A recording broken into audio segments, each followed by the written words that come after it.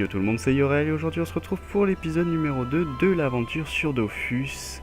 On a redémarré donc dans l'épisode 1 de 0 avec un nouveau compte, un nouveau personnage.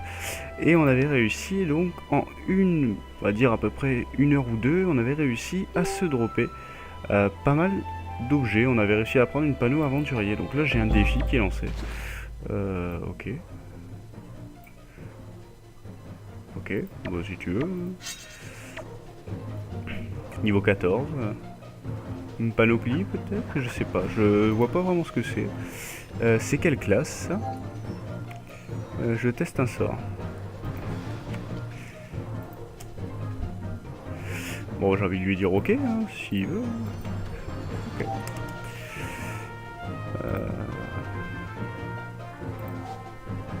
Donc elle a 690 de vie.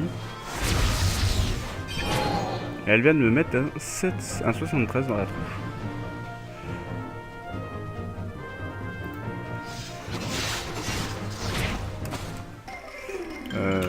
Je me demande c'est quoi cette classe.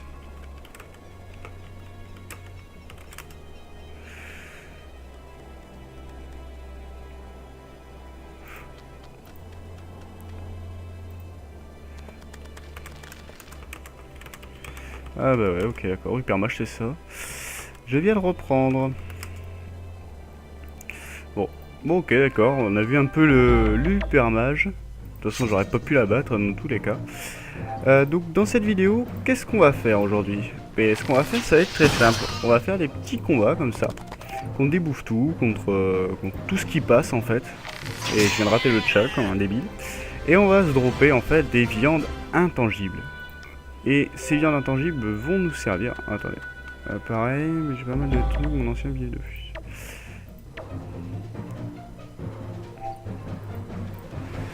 Ok. Bon, bah voilà. Donc elle aussi, cette personne vient de reprendre aussi le jeu. Donc c'est cool au moins. C'est vrai que depuis on va dire la refonte du jeu en général, beaucoup de gens ont repris le jeu.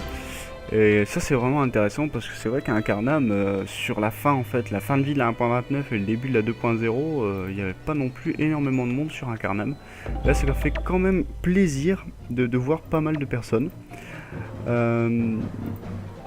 Donc ce que je voulais dire aussi dans cette vidéo, donc on va se drop des viandes intangibles. J'ai déplacé ça, je sais pas comment j'ai fait. Ok, d'accord, comme ça. Donc on va drop des viandes intangibles.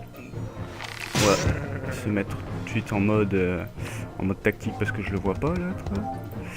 Et ces viandes intangibles vont nous permettre donc de monter notre métier de boucher niveau 10. Il nous en faut 100 en tout. Et c'est à partir de ce niveau 10 que le métier de boucher devient vraiment intéressant. Parce que tout simplement on va pouvoir dropper de la viande hachée si je me trompe pas, si mes souvenirs sont bons. Et cette viande hachée là par contre va pouvoir se vendre vraiment, mais vraiment très cher. Parce que énormément de personnes ne veulent pas en fait faire ce que je fais là actuellement, c'est-à-dire farmer. Parce que pour eux c'est trop long. Et donc ils peuvent eux se permettre donc d'acheter directement à l'HDV. Les viandes pour pouvoir monter leur métier directement au niveau. Donc nous, on a le temps, j'ai envie de dire, on est comme tout le monde, on redébute en fait une aventure, on redébute un serveur, sur un serveur, un compte, j'ai envie de dire, tout le monde devra passer par là, tout le monde devra passer par du farming, où on va faire que ça, farmer pendant des heures, et à la fin, se dire « Ah ça y est, j'ai réussi enfin à avoir ce qu'il me fallait, mais c'est toujours pas assez, donc il faudra recommencer. » Donc faut pas vous en faire pour ça. Ça c'est vraiment quelque chose qui est très très compliqué dans Dofus. C'est garder cette motivation à se dire « Ok, je farm, je fais que ça depuis 3 jours peut-être. » Mais voilà, à la finale, ça sera payant. Ça sera forcément payant, faut vous dire ça. Surtout si vous le faites en multi-compte. Moi je le fais en monocompte parce que tout simplement j'ai pas un PC qui me permet donc de le faire en multi-compte. Mais franchement si vous le faites en multi-compte, c'est encore plus rapide quoi. Je veux dire vous allez récupérer des ressources mais à une vitesse c'est affolant quoi. Donc ce que je vais faire, on va se terminer ce combat là ensemble et ensuite je vais vous laisser. Et dès que j'aurai mes 100 viandes, je vous reprends directement et on va directement donc monter le métier de boucher. Le métier de chasseur, pardon, excusez-moi. Et comme vous avez pu le constater aussi, j'ai joué un petit peu entre temps, hors vidéo. J'ai pu monter niveau 12, me permettre de mettre la panoplie et faire un peu le tour de la carte pour déverrouiller quelques succès. Donc je vous laisse ici et je vous reprends tout de suite après dès que j'ai laissé en viande. A tout de suite. Voilà, on a réussi à monter notre métier niveau 11. Donc au niveau des métiers, on est donc chasseur niveau 11 et on peut drop donc de la viande hachée. C'est cette viande hachée qui va être vraiment intéressante. Et au niveau du bestiaire, alors on est sur du Astrub, donc du Pew, tout ça. Sachant que là, à l'heure actuelle, sur Incarnable, les mobs me font vraiment des gros dégâts. Enfin, il faut le dire, ça fait quand même pas mal de dégâts. J'ai une panneau aventurier, j'ai l'impression d'être tout nu sur moi parce que j'ai aucune vitalité. La panneau, j'ai même pas regardé, mais je crois que la panneau donne même plus de vitalité. Attendez, on va regarder ça de suite. Vous voyez, ça donne quasiment plus rien. Avant, ça donnait 40 et maintenant, ça donne que 20. Bon, après, ça donne des dommages, tout ça, mais enfin, c'est pas vraiment intéressant. Ce qu'on a loot aussi, c'est beaucoup de bots de l'aventurier. Donc ça, c'est cool parce que quand on sait que ça vaut 3700 kama unité, là, on a 80 000 kama, donc c'est vraiment pas négligeable, j'ai envie de dire. On pourra se revendre tout ça assez facilement, je pense, en HDV. Ce qu'on va faire là tout de suite, c'est se rendre peut-être à Astruve et essayer de voir si on peut pas déjà revendre, par exemple, je sais pas moi, si on peut pas revendre quelques ressources. On va essayer de se mettre au niveau de l'hôtel des ventes des ressources et on va essayer de se vendre peut-être les baffes de bouffe tout par 10 ou quoi que ce soit. On va essayer de voir si ce serait pas intéressant de faire ça de suite. Et je pense qu'on coupera la vidéo ici. Comme je vous ai dit précédemment, je vais sûrement me restat haut. Et j'ai pu voir que c'était au niveau de la bibliothèque, ça a changé. Avant c'était au niveau de la taverne. C'est ici. Donc ici on peut se restat grâce à cette fée là. La fée reset en gros, elle nous remet nos caractéristiques à 0 et on peut aussi remettre, attendez si je me trompe pas, attendez, est-ce qu'on peut remettre aussi les sorts à 0? Demandez dans les... Parce que si je remets mes caractéristiques à 0, c'est cool, mais est-ce que les sorts peuvent être remis à 0?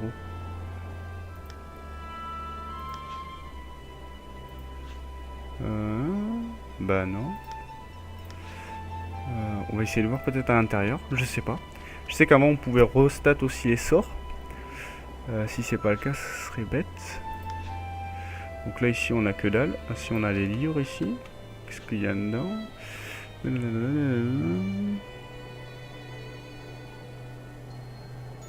Ok. Bon, bah voilà, donc un livre ici à lire aussi. On va essayer. On va voir ce que ça donne si je demande. Si je lui demande donc de me restat, remettre les caractéristiques, faire appel, utiliser ce pouvoir. Et donc, est-ce que mes sorts ont été remis à 0 aussi? Non, mes sorts n'ont pas été remis à 0, c'est que les caractéristiques. Donc ça, bel et bien changé. Donc je pensais passer haut, mais je pense que tout simplement on va rester feu et on couplera au feu d'ici les plus gros niveaux quoi. On va rester feu, on va pas s'embêter. Je pense aussi derrière monter la flèche magique. Parce que tout simplement, il faut aussi des dégâts un peu, on va dire, pas forcément des dégâts linéaires. Donc on va remettre de suite nos caractéristiques, on va tout remettre en intel, on va pas s'embêter. Hop, on passe les 60 dedans. Et on valide, c'est parfait. Donc là on va aller voir tout de suite à l'hôtel de vente. Donc comme je vous ai dit, c'est assez long de monter les métiers. Et c'est assez long aussi de farmer. Le métier de chasseur couple les deux. C'est un métier très long à monter et en plus il faut farmer énormément. Donc là on va regarder la baffe de bouffe-tout, combien est-ce que ça peut se vendre. Si ça peut pas être intéressant peut-être de se mettre ça. Alors, baffe de bouffe-tout. C'est ça, par 10 ça se vend ça. Bon c'est pas vraiment intéressant. Prix moyen du lot 900. Bon c'est un peu... mentir on va dire. Les reliques d'Incarnam, je sais pas du tout à quoi ça sert. Ça doit servir à crafter des trucs. Attendez, on va voir ça. Anneau du mental, ok. C'était quelque chose qui est quand même assez recherché. Les bottes de bouffe-tout. D'accord. une clé, la clé des cryptes, je sais pas quoi, je sais pas, c'est nouveau peut-être. Des tailleurs, ok d'accord, on va essayer de voir si ça peut pas se vendre un peu plus cher. Donc c'est hôtel de ressources, ressources diverses, donc on va aller voir directement dans les ressources diverses. Hop, on va retirer la bave. Ok. C'est quoi ça?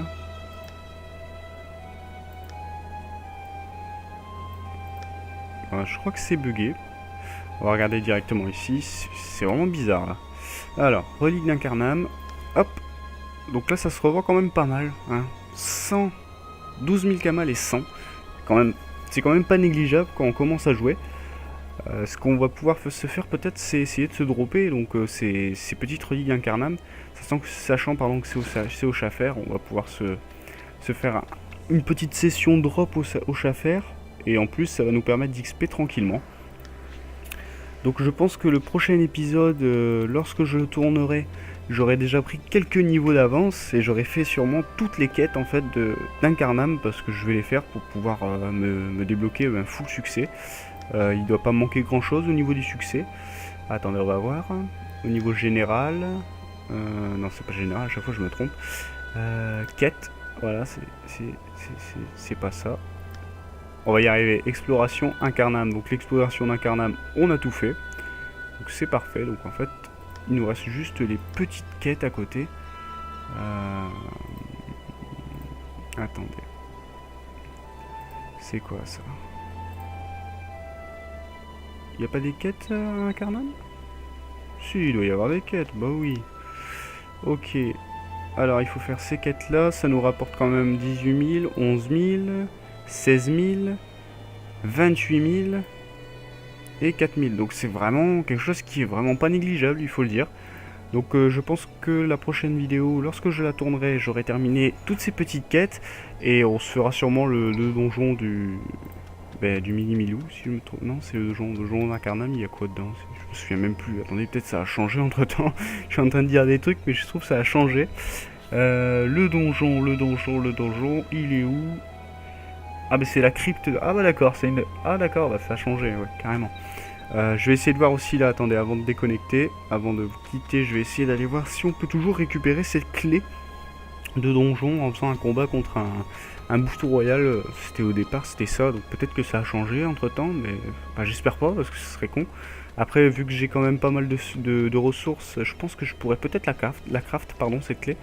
Donc après ça peut être aussi intéressant de crafter directement ces objets. Mais si on peut récupérer en plus une petite quête et récupérer une clé, c'est toujours ça de prix, j'ai envie de dire. Donc ici... D'accord, il y a un pêcheur. Ok, bon bah il y a pas l'air d'y avoir cette ancienne quête avec... je me souviens plus c'était quel personnage, je crois que c'était une Ekaflip ou un Sali.